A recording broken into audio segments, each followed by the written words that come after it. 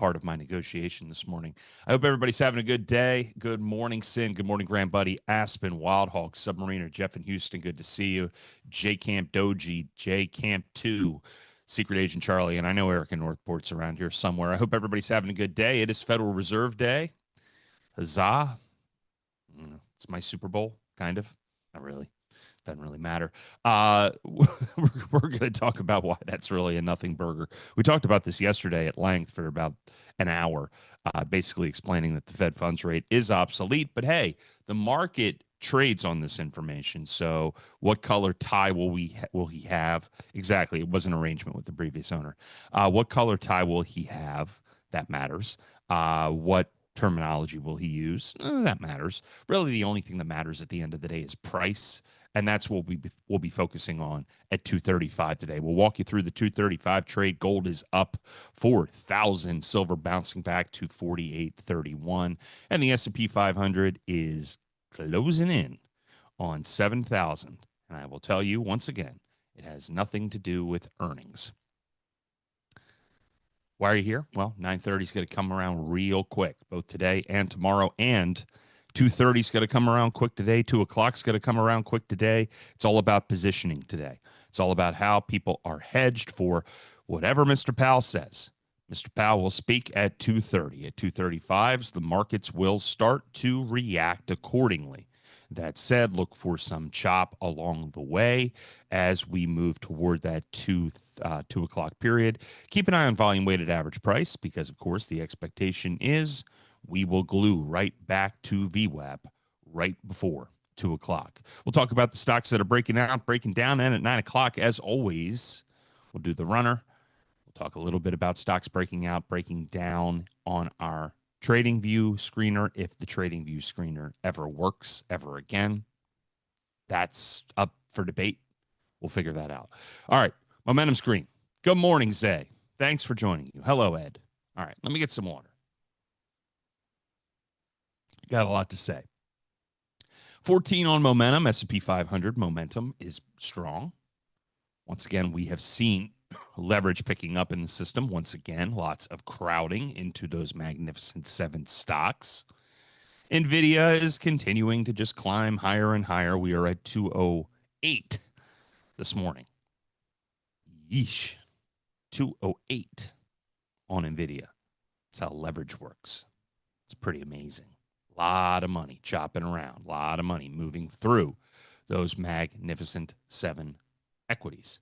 On top of that, though, what we want to pay very close attention to is just the broader readings of the S&P 500 and the Russell 2000. And as we assess the health of the market right now, it has been roughly a couple of days going back to October 10th when we were last underwater in the markets. But very important thing to note, selling pressure in the Russell 2000 has been sizable. Ion Q was off 9% yesterday. Royal Caribbean had a bad day. A lot of the cruise stocks are breaking down. We're seeing some weakness in some of the tech stocks, and we're seeing weakness in consumer cyclical, which is directly tied to broader market momentum. Williams-Sonoma, NVIDIA, Tesla, those are the strong stocks. Those are the strongs that continue to push higher and lift the S&P 500 higher. But the undercurrent right now, the things that are weak, the cruise lines, Royal Caribbean, Carnival, Norwegian, and Moderna still chopping around back and forth. And I've talked about using the 15-minute moving average. Wow, that is, you guys can't hear it, but whatever that machine is that man is using outside, it is like it is directly in my mind's eye. Start throwing things out the window. Hot soups. Just scald the man. Get away from me. All right. So 14 on the S&P 500. And we'll watch this very closely as we move toward a later portion of the day. I can't even describe to you how loud that is.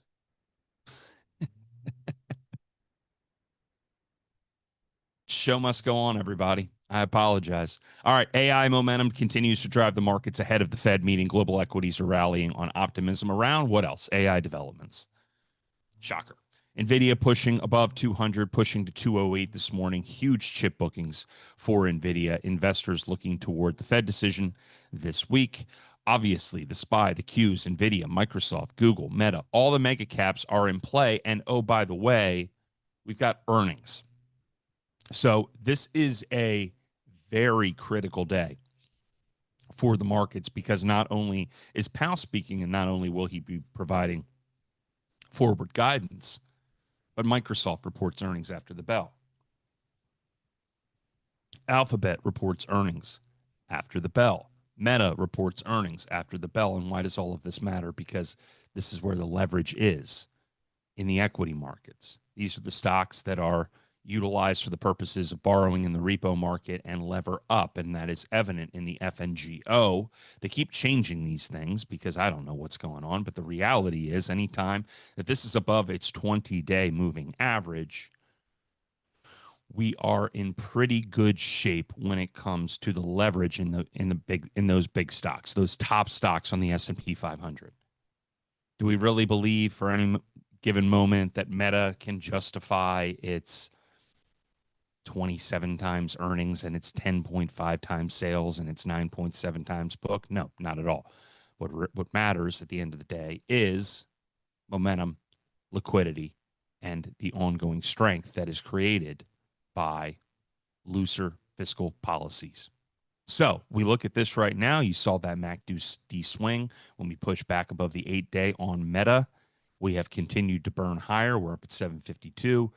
Earnings today, right? If something goes wrong, all of those leverage positions have to unwind. And that is what can lead to dramatic overreaction. But that said, just a little bit of positive news can lead to new all-time highs for Meta. Look at that thing. Woo. Just a side note. This is a fun, interesting point. Back in November of 2022, when Meta was at near-term lows and dropped under 100, that was the bottom of the liquidity cycle, right? Liquidity moves in waves. The money that is necessary to refinance all existing debt in the global financial system. Don't get caught up on that. Just note that there was a bottom. This was when Jim Cramer was on air crying and apologizing that he got Meta wrong. The reality is this. He didn't get Meta wrong. He was just in terrible timing because, once again, the liquidity cycle was bottoming out, and all of those very hyper-leveraged stocks got their heads kicked in 2022 during that tightening cycle. Stock went from about $400 down to $98. I think 88 is where it bottomed out. And then they turned the money printing taps on globally, and the stock is up 80 to 752. What does that mean next? It means that when we reach that peak again, Meta's going down. It might drop another 50, 60%, but it is not time to go over that wall yet. Pay very close attention to the FNGD and stick with us, because there's going to be a lot of money to be made on the way down in this market when it comes. Key things: can tech earnings justify their lofty valuations? That's what the market is going to ask. I don't care. Really, the question is, will liquidity remain ample enough to justify the current prices? Bond market is calm despite the fact that the Fed is back in the spotlight. Volatility in the bond markets has really dropped. You got to pay attention to what is called the MOVE index, right? The MOVE index is at 6730. Last time that it was really amplified was back in April, around April 11th, when it was 137. But that is the option volatility estimate, and it's at a recent low. We haven't been at these levels. We had like 1 or 2 days, but we really haven't been at these levels since late 2021, right? And that was a period of very loose fiscal policy. The funny thing about the current economic markets, despite all of the chatter about quantitative tightening, we had the loosest fiscal conditions since COVID. Markets go up. The TLT is in play. The IEF is in play. The TYX and the BND. Pay very close attention to the TLT. It is your friend, because, once again, the big question does remain around term premia for a lot of these bonds, right? U.S. bonds. Who is going to want to fund the U.S. government 20 to 30 years out. But right now, yields are dropping. Volatility is dropping.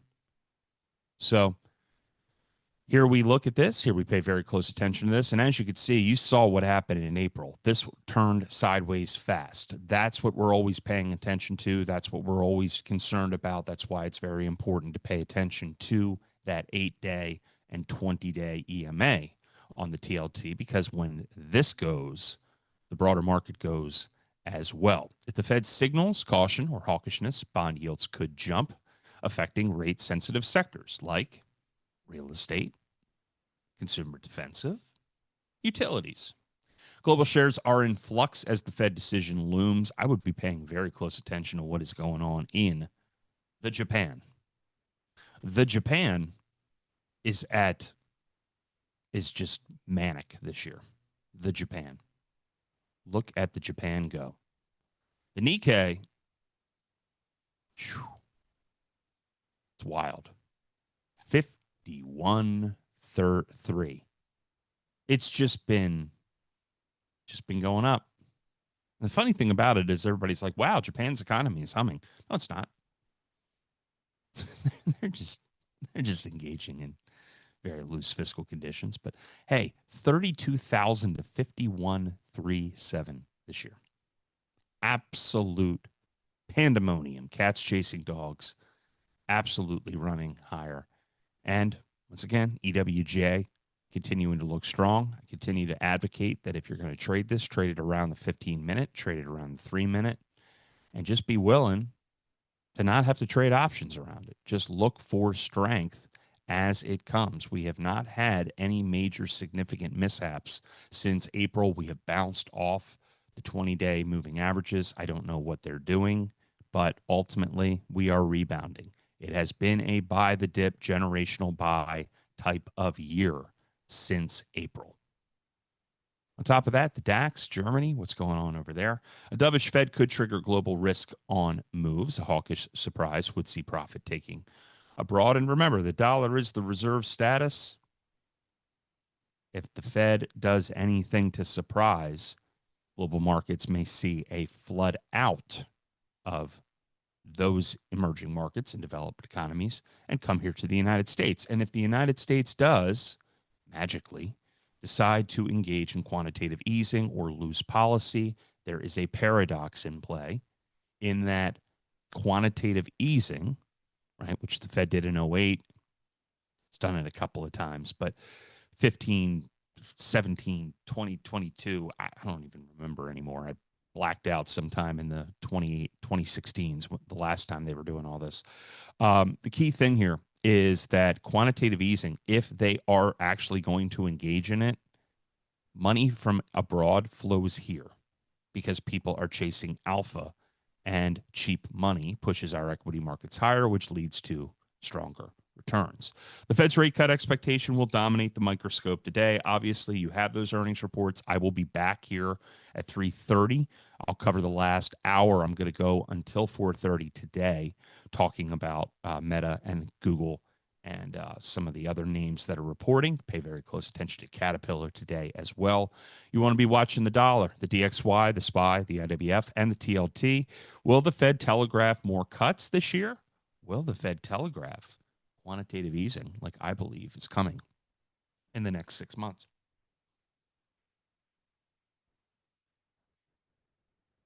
Oh, man. That coffee is awful.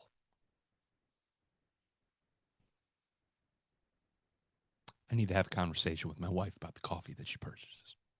It's not good. Hey, Charlie, what time is it? There he is. All right, the runner. Well, a little bit of caution, right? It's Fed day. It's one of these weird days. I'm going to start with something that isn't on the runner. We're gonna go renegade on this, okay? Are you excited? We're gonna do something. We're gonna talk about something that isn't on the runner. We're gonna completely break precedent. We're gonna break all the rules. Like, the guy who just decided to show up at my house and start cutting my grass without my permission. It's not weird, right?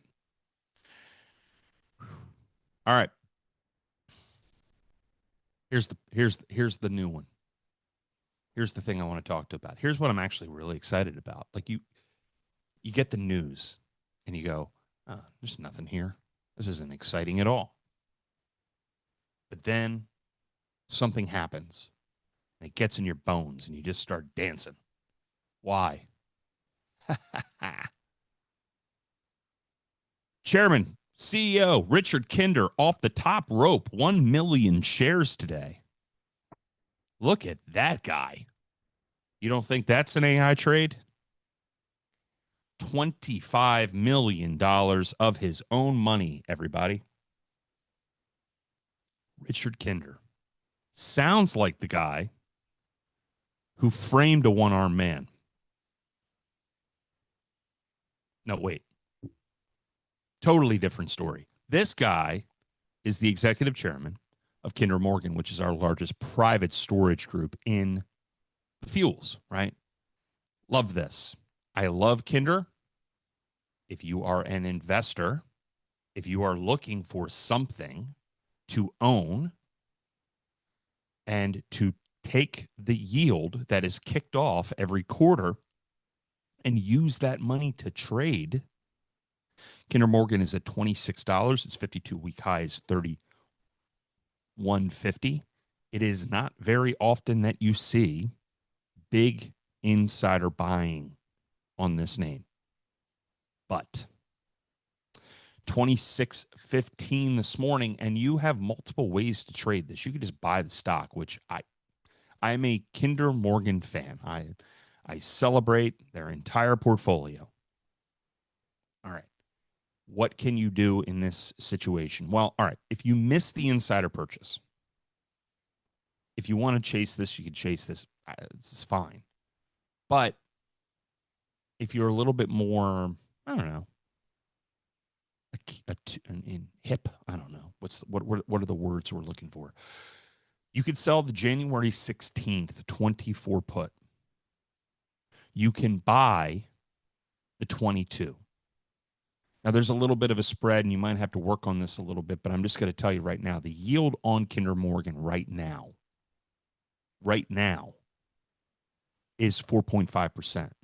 If you sell the 26 put, is that right? Nope, forgive me, 24 put into January, and you buy the 22 to cover, you're putting up $175, $170 to make somewhere between $20 and $30.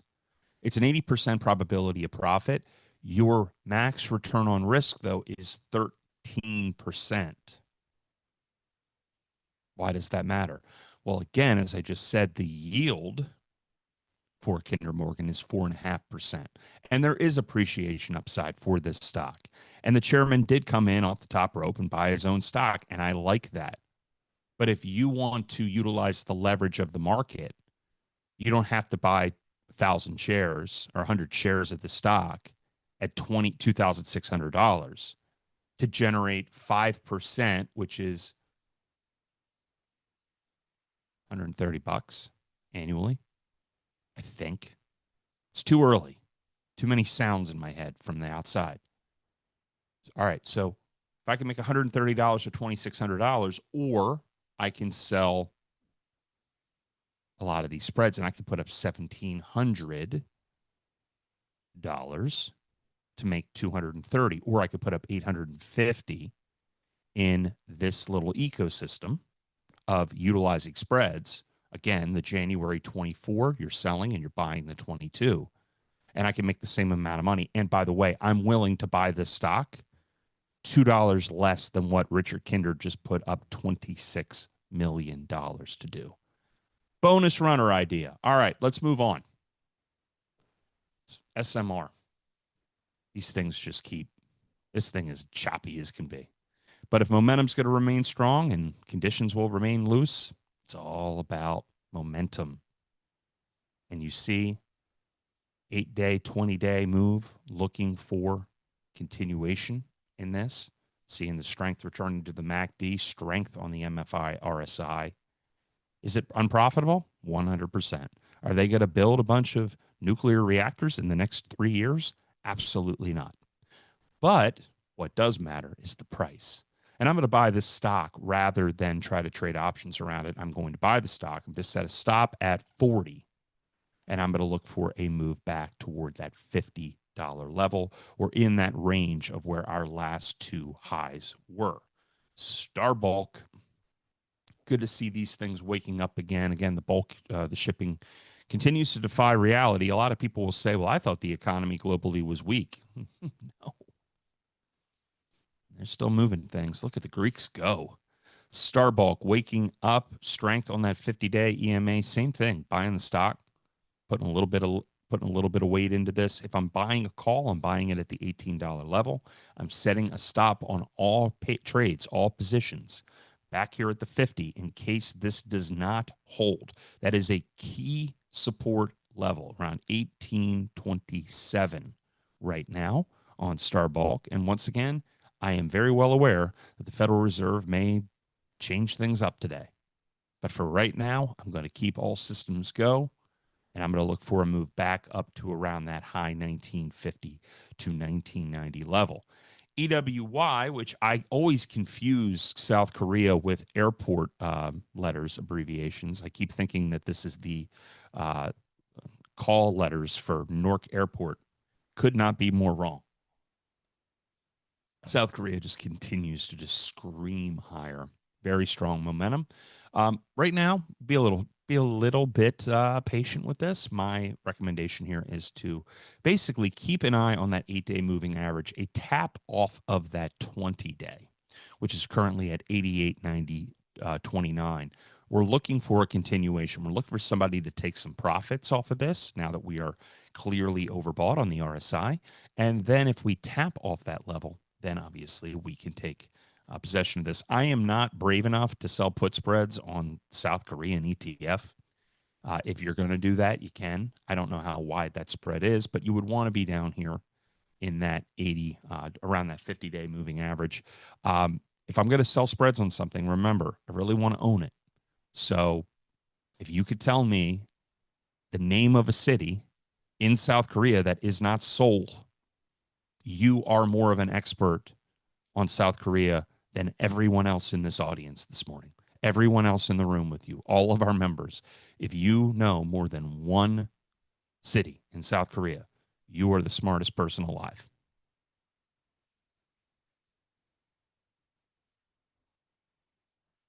Let's see if anybody actually knows any. Busan, good. You got it. Okay. No clue. Well, first off, Busan is a big city. It's about 4 million people. Incheon, Ulsan. I can't pronounce any of these things. I can't even remember how to say it right. Suwon-si, I think is the name of one. You know who would know that? Captain Bert. Is Captain Bert watching today? Captain Bert knows. No, Busan is in South Korea. It is it's a port city.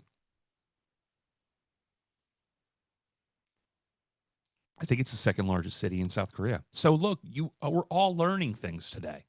Look at that. Look at that. Look at us go. Amazing. No. All right. That's all I got. That's all I know. All right. What else we got? Oh, let's go to the other way. ACHR. Hey, Archer Aviation. What do you do? I was watching, my daughter is making me watch, we had to cut off all of the YouTube shows from her. It was all this like nonsense involving kids and their parents. And I can't tell you how much I distrust people who put their children on YouTube and make them YouTube celebrities. It's very McCulkin-esque. So now she watches shows about cake all the time.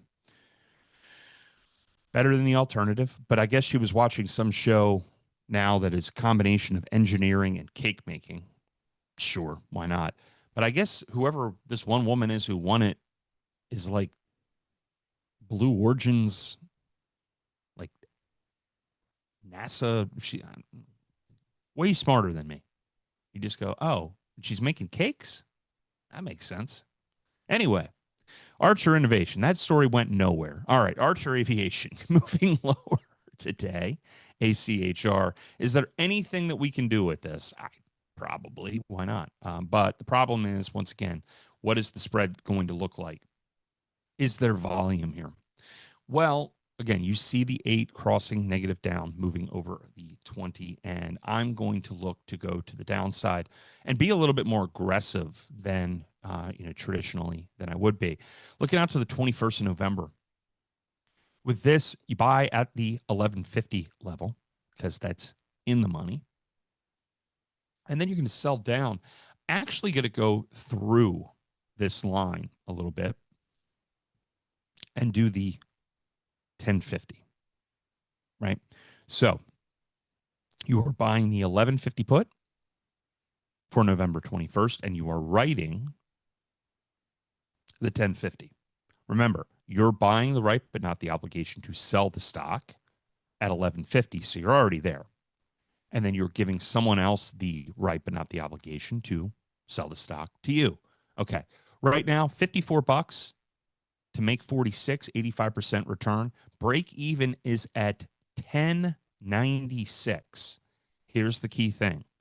If this stock turns around today, if it chops a little bit higher, if it moves up, if it goes to 1135, cut the position. It's only going to be about a 3 to 5% loss. And I know people look at me and they go, well, that's dumb. Look, I'm just looking to see if momentum will continue down. We saw this stock get under its 20. It taps right off that 50-day moving average, and it does this a lot, by the way. And then it rolls back up. So if it hits that key moving average, which is around 1070, you're going to see about a double-digit win, 13 to 15%. Keeping it focused. GSAT, which sounds like a test that I aced in high school. That was shameless. All right. 1425. Not a whole lot here, unfortunately. But a GSAT, which is in global communications, Global Star. Bet you didn't know who they were. I don't. All I care about is the fact that we have seen a trend, 8 dropping under the 20, and this will likely, if it breaks down, retest that 50-day EMA. Very wide spreads. That's the challenge. So what I'm looking to do in this situation is not do a spread. I'm looking to try to fill on something that is a little bit of a closer, not as wide of a spread. And what I'm looking for particularly is going to stay in the money. So one of the things to note about this, right, if you have a big bid-ask spread and you are trying to short something because of the illiquidity, right, because of the illiquidity of it, stay up here, right? Because if you go out and you're going to try to exit this position, at least if you're moving over a period of 3 weeks, which is what we're looking at in November, if you stay at an elevated level, there will always be that intrinsic value to that option. But this is a tough one. 42 bucks right now. I mean, what is it, like the 45, 46? You've got to be able to fill at a level that is appropriate, and you're going to be at the lower end of the bid scale. You're not going to force it. Again, you got a 46 right now. I'm looking at the how wide this was yesterday, $1.70. So I'm not a person who buys stocks and shorts them, right? In terms of like I borrow them and then I sell them into the market. It's just not for me. But looking for some weakness here. And again, if we tap that 50-day, that might be where I just buy the stock. So be patient. TURP. TRUP. Trupanion. Financial insurance, property, and casualty. Oh. Pass. Next, ANF. This is waking up a little bit. We have the consumer cyclicals that have been roughly pretty weak, right? We've seen the weakness in these names, particularly the cruise lines. ANF is near and dear to my heart. I know that Professor Bierman loves ANF as well. He's going to tell you right now, he's like, I went long on this and I made $8.7 billion today. He'll tell you. He tells me all the time. He's the best short seller in the world. He is very good at it. He's just crushing it on some of these other names. So pay very close attention to what Professor Bierman's saying right now in this environment, particularly on the short side. But ANF waking up, coming out of oversold. And I like the fact that it's just humming right along that 20-day EMA. It makes it easy to trade. It gives you a bullish setup. And what you can look for right now, they got earnings coming up. So even if I just trade this short duration, right, going out maybe into next week, 14th, 15th, 21st, staying at the money, selling out of the money, but keeping a tight stop back at like 1785. Finally, on top of this, EWW.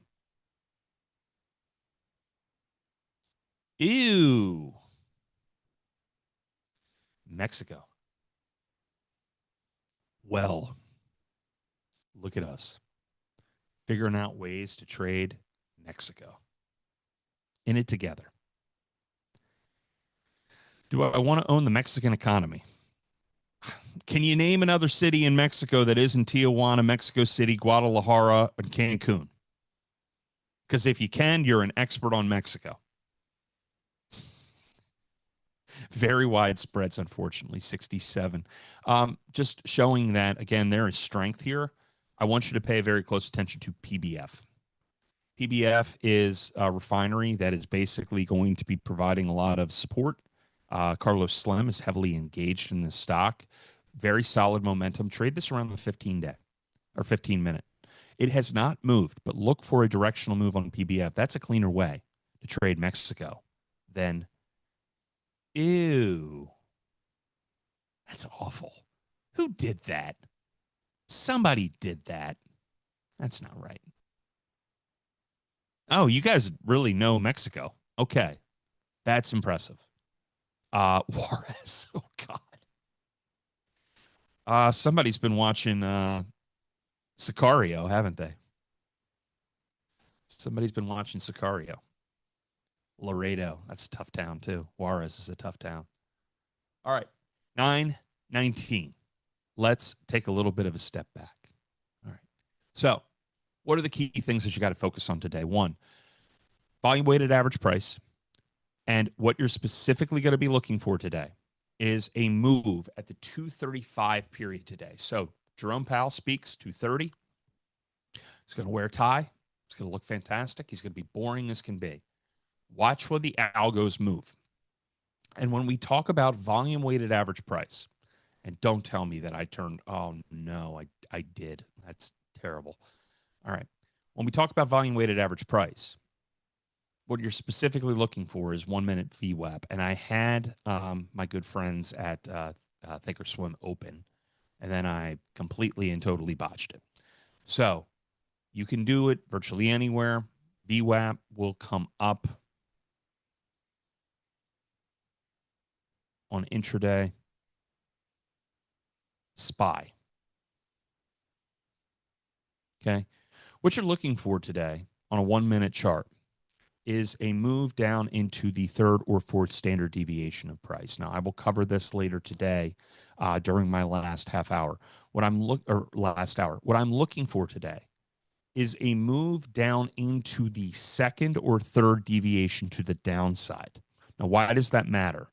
Because I'm telling you, when Powell speaks in that period, we see a big move very quickly. It doesn't have to be a long move.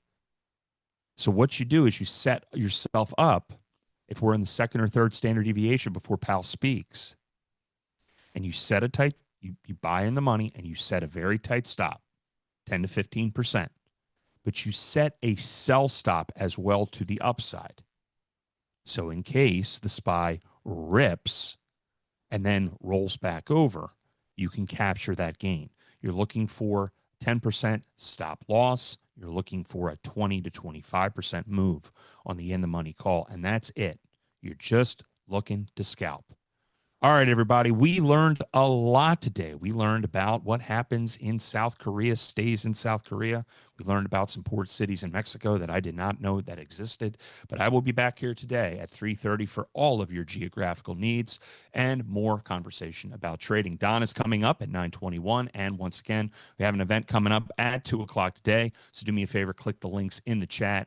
Get involved today. It's going to be a very busy day of trading. We have earnings tomorrow and today, and we're going to be very active tomorrow with volume weighted average price using names like Meta, Google, Alphabet, Amazon, etc. Busy time, but great time to be a trader. I hope everybody has a great day. Talk to you in a bit.